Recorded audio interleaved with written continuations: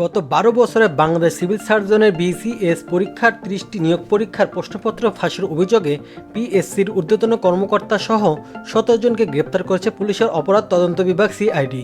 এদের মধ্যে পিএসসি চেয়ারম্যানের সাবেক গাড়ি চালক সৈয়দ আবেদ আলীও রয়েছেন। সিআইডি সদর দপ্তর সূত্রে জানা গিয়েছে, রোববার রাতে বেসরকারি এক টেলিভিশন চ্যানেলের অনুসন্ধানী প্রতিবেদন প্রকাশের পর সাঁড়াশি অভিযানের নামে সিআইডি। জানা গিয়েছে, গ্রেপ্তারদের মধ্যে রয়েছেন পিএসসির ঊর্ধ্বতন কর্মকর্তা ও একজন অফিস সহকারী এবং সামাজিক যোগাযোগ মাধ্যমে আলোচিত সমালোচিত পিএসসি চেয়ারম্যান সাবেক ড্রাইভার সৈয়দ আবেদ আলীও। পিএসসি চেয়ারম্যান সাবেক এই গাড়ি চালকের নাম প্রচারের পর সমালোচনা ঝড় ওঠে সামাজিক যোগাযোগ মাধ্যমে।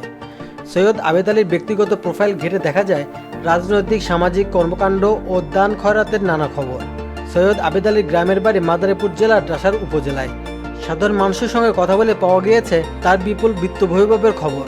ঢাকায় ও গ্রামে একাধিক বাড়ি, গরুর খামার ও সম্পদের তথ্য মিলেছে তারই ব্যক্তিগত সামাজিক যোগাযোগ মাধ্যমে। যদিও ব্যবসা বাণিজ্যের মাধ্যমে বিত্ত বৈভব বানিয়েছেন বলে দাবি করেছেন তিনি। প্রশ্ন ফাঁসের সঙ্গে জড়িত থাকার তথ্য সামনে আসার পরই সোশ্যাল মিডিয়ায় তার বিপুল সম্পদের তথ্য তুলে ধরেছেন নেটিজনেরা। ছেলে ছাত্রলীগ নেতা, পড়েছেন বিদেশে, এরপর দেশে একটি ব্যয়বহুল বেসরকারি বিশ্ববিদ্যালয়ে। ঢাকার ভিতর তার 2টি বহুতল ভবন, মাদারীপুরে আলিশানও রয়েছে এমন তথ্য সামনে এসেছে। সৈয়দ আবেদ আলী ফেসবুক পেজ থেকে জানা যায়, নেটিজনদের দেওয়া তথ্য মিথ্যে নয়।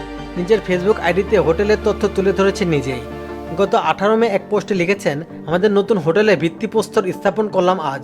সামনে শান মেরিনা, কুয়াকাটা, সমুদ্রকন্যা পারে আজীবন নিজের জন্য একটা থাকার ব্যবস্থা।